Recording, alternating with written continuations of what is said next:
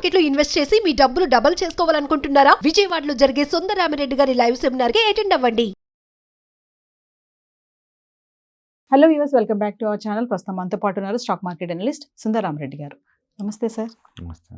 Sir, ఈ మధ్య కాలంలో మనము మ్యూచువల్ ఫండ్స్ నుంచి ఒక బ్యాడ్ న్యూస్ అయితే వింటున్నాం. కళ్యాణ్ జ్యువెలర్సే కానీ, మోతీలాలే కానీ, క్వాంటమ్ మ్యూచువల్ ఫండ్స్ కానీ, ఒకసారి వాటి గురించి. అంటే మార్కెట్ పడ్డప్పుడల్లా ఎమోషనల్గా డిస్టర్బ్ అవి మ్యూచువల్ ఫండ్ సేఫ్టీ కాదు అలా ఇలా అంటాం, లేదా మ్యూచువల్ ఫండ్ బాగా రిటర్న్స్ వచ్చినప్పుడు దర్ గ్రేట్ మ్యూచువల్ ఫండ్ సేఫ్టీ ఎక్కువ ఉంటుంది, డబ్బు ఎక్కువ వస్తుంది అనుకోవటం, ఇవన్నీ టెంపరీ ఎమోషనల్ ఫీలింగ్స్ అండి. బేసికల్గా ఏంటంటే ఏ ఇండస్ట్రీలో అయినా సరే అప్ అండ్ డౌన్స్ మామూలు విషయం. ఇప్పుడు కళ్యాణ్ జ్యువెలరీకి వచ్చేసరికల్లా షార్ట్ టర్మ్లో ఆ స్టాక్ మోర్ దెన్ 38% డౌన్ అవటం.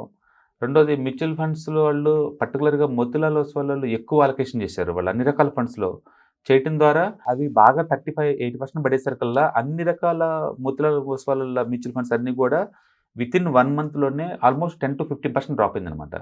ఎందుకు అంత డ్రాప్ అయిందంటే వాళ్ళు కాన్సన్ట్రేటెడ్ ఇన్వెస్ట్మెంట్ స్ట్రాటజీ. యూజువల్గా ఏంటంటే మ్యూచువల్ ఫండ్స్లో ఫుల్లీ డైవర్సిఫైడ్ స్ట్రాటజీ వాడతారు. వాళ్ళు ఏంటంటే 100 నుంచి 200 కంపెనీలు ఇన్వెస్ట్ చేస్తారు. అంటే ఈచ్ వన్కి 1-2% కన్నా ఎక్కువ ఇన్వెస్ట్ చేయరు.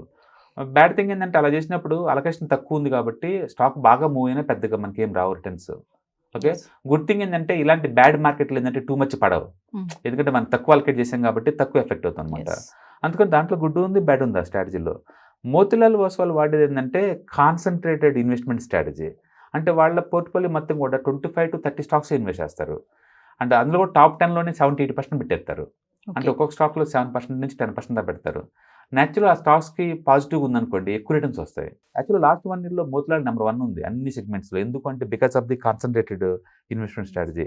ఇప్పుడు అదే దెబ్బకొట్టింది అనమాట. మార్కెట్ పట్ట స్టార్ట్ అవుతుంది. పర్టికులర్గా ఈ కళ్యాణ్ జ్యువెలరీస్ టూ మచ్గా డ్రాప్ అయ్యడం వల్ల అన్ని రకాల మోతిలాల్ ఓస్వాల్ అన్నీ డ్రాప్ అయినాయి అనమాట. బట్ అది ఓవరాల్ పీరియడ్ ఆఫ్ టైంలో అప్ అండ్ డౌన్ జరుగుతూనే ఉంటుంది. ఇదే విషయం క్వాంట్ మ్యూచువల్ ఫండ్లో లాస్ట్ ఇయర్ వరకు అది లాస్ట్ 3 years నెంబర్ 1లో వచ్చింది. రిలయన్స్లో అండ్ జియో ఫినాన్స్లో వాళ్ళు ఎక్కువ ఫోకస్ చేశారు. అవి రెండు అండర్ పర్ఫార్మ్ చేసేసరికల్లా అన్ని ఫండ్స్ అన్ని డ్రాప్ అయిపోయినాయి. దాని మీనింగ్ ఏంటంటే సర్టన్ కండిషన్స్లో సర్టన్ స్ట్రాటజీస్ వర్కౌట్ అవుతాయి, సర్టన్ కండిషన్లో అది వర్కౌట్ అవ్వదు. వర్కౌట్ కాలేదు కానీ నువ్వు బ్లేమ్ చేయలేవు. అది లాంగ్ టర్మ్లో ఇట్స్ ఓకే అనమాట. అది అందుకని వెరీ షార్ట్ టర్మ్లో పడినంత మాత్రాన ఇన్సైడ్ ట్రేడింగ్ జరిగిందనో లేకపోతే పర్ఫార్మెన్స్ బాగాలేదని అంట అలా కాదు. Long term point of view చూసుకుంటే స్టిల్ గుడ్. ఓకే, ఇప్పటికీ మోతిలాల్ ఓస్వాల్ ఆల్మోస్ట్ ఆల్ టాప్లో ఉన్నారు అన్ని రకాల కేటగిరీలో.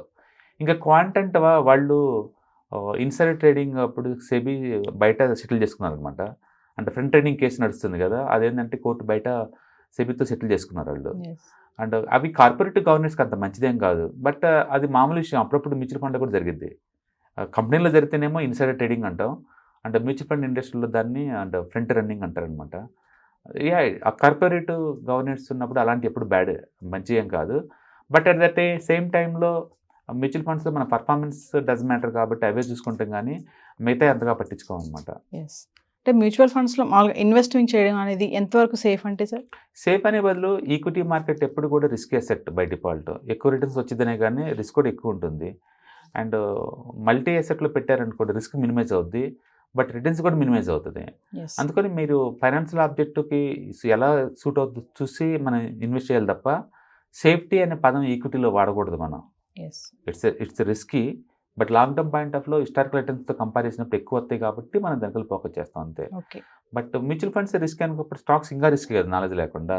అందుకని డెఫినెట్గా స్టాక్స్తో పోల్చుకుంటే మ్యూచువల్ ఫండ్స్ ఎప్పుడు కూడా more comfort and more wealth క్రియేషన్కి వెల్త్ గ్రోకి మేనేజ్ చేయడం ఈజీ అనమాట ఇండివిజువల్ స్టాక్స్తో పోల్చుకుంటే. ఎందుకంటే స్టాక్స్ సింగిల్ డేకి 10% కూడా పడతాయి ఏదో ఒక న్యూస్ తోటి. మ్యూచువల్ ఫండ్స్ చాలా రేర్ అంతగా పట్టడం అనేది. అదే లాంగ్ టర్మ్ ఇన్వెస్ట్మెంట్లో మంచి రిటర్న్స్ రావాలంటే డెఫినెట్గా mutual funds is the best అంటారు. బెస్ట్ అనే బదులు మనకున్న రిసోర్సెస్ని బట్టేసేసి డైరెక్ట్గా స్టాక్ పికింగ్ చేసి వాటిని ట్రాక్ చేసే బదులు ఎక్స్పర్ట్స్కి అప్ చేయడం బెటర్ కదా. ఎండ్ ఆఫ్ ది డే ఎప్పుడైనా ఒకసారి ఇలాంటి ఈవెంట్స్ జరిగినప్పుడు మనం పెయిన్గా ఫీల్ అవుతాం అనేది, కానీ లాంగ్ టర్మ్లో అన్ని డిస్కౌంట్ చేసుకుంటూ ముందు పోతూ ఉంటాయి. మనం ఇప్పుడు 2025 స్టార్టింగ్లోనే కదా అలా అంటున్నాం, 26లో ఇలా డిస్కషన్ చేసుకుంటున్నాం అనుకోండి, మళ్ళీ market all time high and mutual ఫండ్లో బాగా వచ్చింది 25 ఇలా మాట్లాడుకుంటూ ఉంటాం. అందుకని షార్ట్ టర్మ్లో ఏమైనా జరగచ్చు, బట్ లాంగ్ టర్మ్లో మంచి వెల్త్ క్రియేట్ అవుద్ది. హిస్టరీ అది చెప్తుంది. అంటే సేఫ్ అనేది మాత్రం చూడొద్దు. ఈక్విటీలో సేఫ్ అనే పదం వాడకూడదు యాక్చువల్గా. ఎందుకంటే ఇవాళ ఎంటర్ప్రినర్ అండ్ ఈ కంపెనీలో వాటాలు తీసుకుంటున్నారు, తెలిసే తీసుకుంటున్నారు కదా. అందుకని కంపెనీ ఎలా షేక్అవుట్ అయితే మీరు కూడా అలా షేక్అవుట్ అవుతారు. ఎస్. అందుకని మీకు వెల్త్ క్రియేషనా, వెల్త్ మెయింటెనెన్సా, వెల్త్ ప్రొడక్షన్ ఎగ్జాక్ట్లీ ఏటి మీద ఫోకస్ చేస్తున్నారు క్లారిటీ ఉంటే దాని దగ్గర ఉన్నట్టు పిక్ చేసుకోవచ్చు. Yes. Thank you sir. Hi, మొట్టమొదటిసారిగా మన విజయవాడలో క్లాస్ రూమ్ ట్రైనింగ్ అండి, 1 డే క్లాస్ రూమ్ ఎన్విరాన్మెంట్లో ఆఫ్లైన్ వెబినార్ జరగబోతుంది. అండ్ ఇంట్రెస్ట్ ఉన్న పార్టిసిపెంట్స్ ఈ కింద స్కూల్ అవుతున్న నెంబర్కి రింగ్ చేసుకొని సీట్ బుక్ చేసుకోండి. దీంట్లో ETFs, index funds and mutual funds మీద completely and hand holding experience మీకు ప్రొవైడ్ చేయబడుతుంది. దీని ద్వారా ఏంటంటే మనం ఎసెట్స్ని స్టాక్ మార్కెట్లో ఎలా మేనేజ్ చేసుకోవాలి, ఎలా గ్రో చేసుకోవాలి, ఎలా ప్రొడక్ట్ చేసుకోవాలో అంటే ప్రాక్టికల్గా నేర్చుకుంటారు.